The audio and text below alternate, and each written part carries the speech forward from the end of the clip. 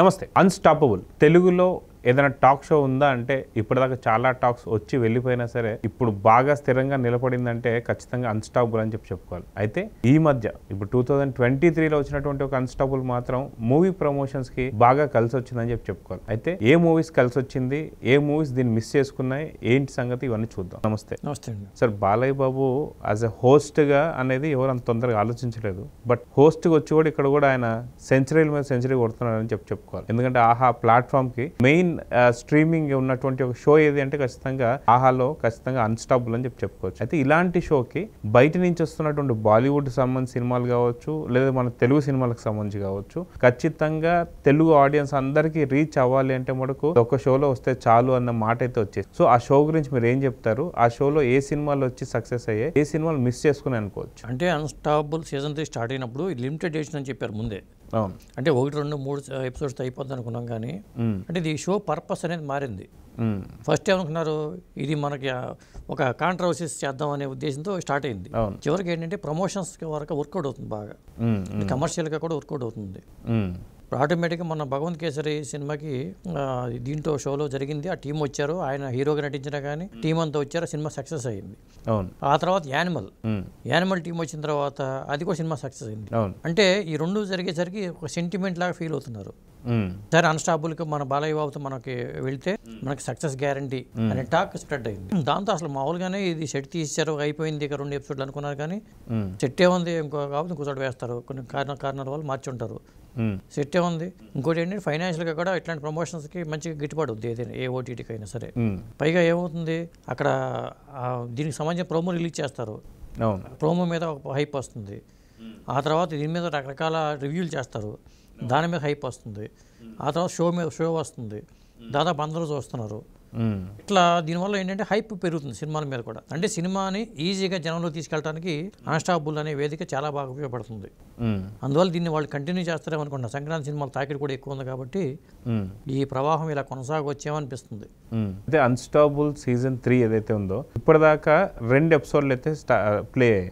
ఈ 2 ఎపిసోడ్లో first episode వచ్చేసి భగవంత్ కేసరి, తర్వాత వచ్చేసి యానిమల్ అని చెప్పి అనుకోవచ్చు. కానీ చాలా గ్యాప్ వచ్చేసింది. వాస్తవం చెప్పాలంటే ఎవ్రీ ఫ్రైడే వస్తా అని చెప్పేసి అన్న బాలకృష్ణ మళ్ళీ ఆయన నోటి నుంచే ఎవ్రీ ఫ్రైడే రావడానికి ఇదేనా సీరియల్ అనుకున్నారా?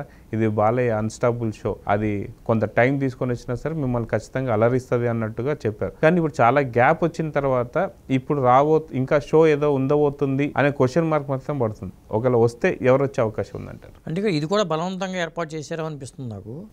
అంటే మన గుంటూరు కారం టీం వస్తున్నారు అనేది టాక్. మహేష్ బాబు, త్రివిక్రమ్ ఈ టీం అయితే ఈ షోకి వస్తున్నారు అనేది టాక్ వచ్చింది. లేటెస్ట్ గా వచ్చిన టాక్ ఇది. అంటే ఈ సినిమా 12 తారీఖు 13 తారీఖు రిలీజ్ అవుతుంది జనవరిలో. కాబట్టి ఈ సినిమా ప్రమోషన్స్కి సెంటిమెంట్ పరంగా చూసుకున్నా హిట్ అవుతుంది. కాబట్టి ఇప్పుడు వీళ్ళు వచ్చారు, ఇంకో విధంగా చెప్పాలంటే సలార్ మిస్ చేసుకుందని చెప్పాలి. ఇప్పుడు ఈ సెంటిమెంట్లో లేకుండానే సలార్ టీం కూడా ప్రభాస్ రాకుండానే మరి డైరెక్ట్ థియేటర్లోకి వచ్చేస్తుంది సలార్. మళ్ళీ సంక్రాంతి సినిమాలు చాలా ఉన్నాయి కాబట్టి వీళ్ళందరూ అయిందో కూడా అడగొచ్చు, నేను కూడా షోకి వస్తాం, మా టీం వస్తాం అని చెప్పి వాళ్ళు ప్రపోజ్ చేయొచ్చు. ఏంటంటే కమర్షియల్ యాంగిల్లో మార్చుకున్నట్టుగా అనిపిస్తుంది. షో పర్పస్ కొద్దిగా మారింది కానీ సినిమాలకు మాత్రం ప్లస్ అవుతుంది. ప్రీ రిలీజ్ ఈవెంట్ చేస్తే ఎంత హైప్ వస్తుందో, ప్రమోషన్స్ ఏం జరుగుతుందో, ఒక ఈ వేదిక మీదకి వచ్చి దాదాపు గంటన్నర 2 గంటల పాటు ఒక షో చేస్తే దానికి వచ్చే హైప్ వేరుగా ఉంటుంది. అందువల్ల ఈ మన మహేష్ బాబు, త్రివిక్రమ్ వచ్చే అవకాశం ఉంది. ఆల్రెడీ మహేష్ బాబుతో మనకు ఒక జరిగింది గతంలో. ఇప్పుడు వంశీ పైడిపల్లి, క్రిష్ వీళ్ళు వచ్చారు, త్రివిక్రమ్ రాలేదు. అలాగే సితారా ఎంటర్టైన్మెంట్స్ ప్రొడ్యూసర్ వంశీ గారు కూడా వచ్చారు. ఇప్పుడు ఈసారి త్రివిక్రమ్ కూడా ఈ వేదిక మీదకి వచ్చే అవకాశం ఉందని అంటున్నారు. ఎందుకంటే వాళ్ళ సినిమా హరిక హాస్యంలో ఈయన కూడా పార్ట్నర్షిప్ ఉంది కాబట్టి కలిసి సినిమాలు చేస్తున్నారు కాబట్టి బాలయ్య బాబుతో ఆ సాన్నిహిత్యం ఉంది. పైగా బాలయ్య బాబు స్క్రిప్ట్ విషయంలో కూడా త్రివిక్రమ్ హస్తం పడిందనే టాక్ అయితే వచ్చింది ఇప్పుడు NBK 109కి. అట్లా చూసుకున్నప్పుడు వేదిక మీద త్రివిక్రమ్, మహేష్ బాబు, బాలయ్య అంటే మరి ఏ స్థాయిలో ఉండదో ఊహించుకోవచ్చు. దీనికి సంబంధించిన అఫీషియల్ ఇన్ఫర్మేషన్ అయితే ఇంకా రాలేదు. ఈ 2-3 రోజుల్లో క్లారిటీ రావచ్చు. బాలయ్య బాబు కూడా బాగా బిజీగా ఉన్నారు, ఆయన యాక్సెప్ట్ చేస్తారా లేదా, దాదాపు యాక్సెప్ట్ చేసారా అనేది తెలియదు మనకి. ఓకే. అయితే మొత్తానికి సలార్ మాత్రం ఈ యొక్క అవకాశాన్ని మిస్ చేసుకుంది అని చెప్పేసి అంటున్నారు, లేదా ఇంకా 22nd కాబట్టి ఈ 1 వీక్లో ఏమైనా వచ్చే అవకాశం ఉండొచ్చు అంటారా? అవకాశం లేదు. ఎందుకంటే ఇప్పటికే జరిగితే ఈ పాటికే అది షూట్ అయిపోవాలి. అలాగే అవకాశం కనిపించట్లేదు. ఎమోషన్స్ లో కూడా ప్రభాస్ కూడా యాక్టివ్ గా కనిపించట్లేదు.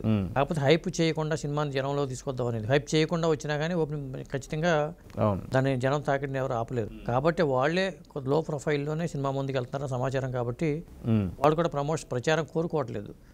చాలా టీం ఏంటంటే ఆ సినిమా ప్రచారం కోరుకోవట్లేదు. ప్రచారం కోరుకున్న సినిమాలు ఏం చేసినాయో గతంలో జరిగింది చూశారు. కాబట్టి ఏ ప్రచారం లేకుండా మామూలుగా థియేటర్లకు వచ్చేద్దాం అనే దీంట్లో వాళ్ళు ఉన్నట్టున్నారు. అదే ఫాలో అవుతున్నారు. అయితే రానున్న సంక్రాంతికి మాత్రం చాలా సినిమాలు ఉన్నాయి. అక్కడ చూసుకుంటే పోయిన సంక్రాంతికి అయితే చిరంజీవి బాలకృష్ణ పోటీ పెడితే ఈ సంవత్సరం మాత్రం విక్టరీ వెంకటేష్ అండ్ నాగార్జున గారు పోటీ పడుతున్నారు. అయితే ఒకవేళ అన్స్టాపబుల్ షో ఒకవేళ నిజంగా మళ్ళీ కొన్ని ఎపిసోడ్స్ కింద ప్లాన్ చేస్తే ఇప్పుడు మీరు అంటున్నట్టు గుంటూరు కారం నుంచి ఒక టీం రావచ్చు, లేదా నాసామి రంగం నుంచి ఒక టీం రావచ్చు, సైంధవ్ నుంచి కూడా ఒక టీం రావచ్చు. సో ఈ షోస్ పడితే మనకు ఇంకా ప్రేక్షకులకి కన్నులు విందే అనుకోవచ్చు అనుకుంటా. చాలా బాగుంటుంది. ఎందుకంటే సంక్రాంతి సినిమాల సీజన్ కాబట్టి. ఎందుకంటే అన్ని సినిమాల్లో మరి ప్రమోషన్స్ చాలా అవసరం ఇక్కడ. అందుకనే ఆ టీంలు వచ్చే అవకాశం అయితే ఉంది. ఎందుకంటే ఇది కమర్షియల్ యాంగిల్ వెళ్తున్నారు కాబట్టి. ఇప్పుడు వేరే దానికోసం ఓ ఖర్చు పెట్టి చేసేదానికన్నా ఒక కానిస్టేబుల్ షో చేసుకుంటే మనకి బెటర్గా ఉంటుంది ఆలోచన కూడా నిర్మాతలో మొదలైంది. కాబట్టి కమర్షియల్ యాంగిల్ ఆలోచిస్తారు కాబట్టి దీన్ని కంటిన్యూ చేస్తారేమో అని నాకైతే అనిపిస్తుంది. మామూలుగా రమ్మంటే గెస్ట్ని తీసుకురావడం చాలా కష్టంగానే ఉంది. అప్పుడు కాంట్రవర్సీస్ అన్ని క్వశ్చన్స్ అన్ని వస్తూ ఉంటాయి. అట్లాగే సినిమా టీం వచ్చారనుకోండి జోవియల్గా సరదాగా సాగిపోతుంది షో.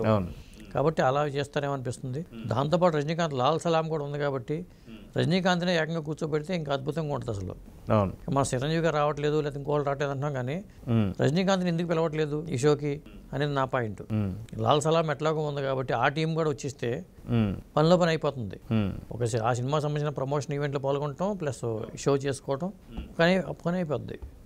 అయితే ఈ షోకి సంబంధించి మాత్రం విజేత కూడా చాలా ప్రయత్నిస్తున్నట్టుగా తెలుస్తుంది. ఎందుకంటే గీతా గోవిందం తర్వాత మరి అట్లాంటి సక్సెస్ అయితే మళ్ళీ చూడలేదు. లైగర్ లాంటి డిజాస్టర్ అయిన తర్వాత బాలయ్య గారు షోకి అటెండ్ అవ్వాలని చెప్పి మూవీ టీం ప్రయత్నిస్తుందని కొన్ని వార్తలు అయితే వస్తున్నాయి. దాని మీద మీరేమంటారు? ఎందుకంటే ఆయన టీం కూడా ఆయన సినిమా కొంత ఫ్యామిలీ హీరో సినిమా ఉంది కాబట్టి వాళ్ళు కూడా సంక్రాంతికి బరిలోకి ఎదుగుతున్నారు కాబట్టి అందరూ ప్రయత్నం చేస్తున్నారు. అలాగే హనుమాన్ డైరెక్టర్ కూడా బాలయ్య బాబు అన్స్టాపుల్ కి మనకి ప్రోమో కట్ చేసిన వ్యక్తి డైరెక్టర్ హనుమాన్ డైరెక్టర్. అది చిన్న సినిమా అయినా కానీ మరి హనుమాన్కి కూడా మంచి ఇదే ఉంది. ఎప్పటి నుంచి ఎదురు చూస్తున్న సినిమా సంక్రాంతికి బరిలోకి హనుమాన్ కూడా వస్తుంది. అంటే అసలు వీటన్నిటికి అసలు థియేటర్లు ఎక్కడ దొరుకుతాయి అనేది ఈగలు ఉంది. రవితేజ సినిమా ఈగలు కూడా ఉంది. ఇప్పుడు సలార్ థియేటర్లు అన్నింటిలోనూ ఈగలు రాబోతుందనే సమాచారం కూడా ఒకటి వచ్చింది. అన్ని సినిమాలు పోటీలు పడుతున్నాయి. ఎవరెవరు ఎప్పుడు ప్లేస్మెంట్ ఏ థియేటర్లో ఇది అనేది మాకు తెలియదు. కానీ ఒకేసారి నేను సినిమాలు పోటీ పడటం కూడా ఆరోగ్యకరం కాదు. కొంతమంది తప్పుకొని ఒక వారం గ్యాప్ అటు ఇటుగా ముందుకు వస్తే బాగుంటుంది.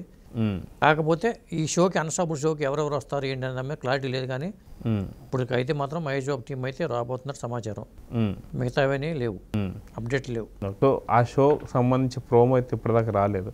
ఒకవేళ ప్రోమో వస్తే మనకు మళ్ళీ ఎక్స్పెక్టేషన్స్ హైకి వెళ్ళే అవకాశం ఉందంటారా? ఖచ్చితంగా ఉంటాయి. ఎందుకంటే ఇప్పుడున్న సంక్రాంతి సినిమాల్లో క్రేజ్ ఉన్న ప్రాజెక్ట్ ఏదంటే గుంటూరు కారమే. మిగతా వాటి మీద హైప్స్ లేవు. ఎందుకంటే సైంధవ్ వెంకటేష్కి ఈ మధ్యన ఆయనకి హిట్లు లేవు కాబట్టి ఈ సంవత్సరం అసలు సినిమానే లేదు అయింది. వచ్చే సంవత్సరం 2024లో మాత్రమే సైంధవ్తో ఆయన వస్తున్నాడు. అలాగే నా సామిరంగంతో హిట్ కోసం నాకు కూడా తప్పిస్తున్నాడు. వీళ్ళు ఉన్నారు కాబట్టి బహుశా వాళ్ళు కూడా ప్రయత్నం చేయొచ్చు. వాళ్ళిద్దరు వస్తే ఆటోమేటిక్గా ఒక చిరంజీవి గారు ఒకళ్ళు మిగులుతారు ఆ నలుగురిలో. సో చూద్దాం సార్, మొత్తానికి గుంటూరు కారం టీం వచ్చి ఎలాంటి సందడి చేస్తుందో చూద్దాం మరి. సో ఇదండి మొత్తానికి అన్స్టాపబుల్ సీజన్ 3లో 3rd ఎపిసోడ్ కింద గుంటూరు కారం టీం రాబోతుంది. చూద్దాం వాళ్ళ సందడి ఎలా ఉంటుందో చూద్దాం మరి.